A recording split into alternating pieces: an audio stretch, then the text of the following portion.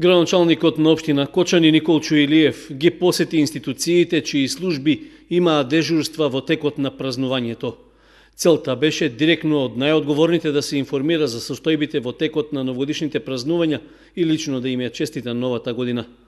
Општа оценка е дека празниците поминале во мирна атмосфера со мощни мали интервенции. При посетата на општа болница со директорката Борка Панова Илиев разменил мислења за потребите на здравствените установи од кадровски и материјално-технички аспект. При тоа е истакнато оти граѓаните заслужуваат добро здравство, поради што општината ќе се залага локалните средини да не бидат запоставени, а најмалку нашата јавна установа кон која гравитираат 120.000 регионални пациенти.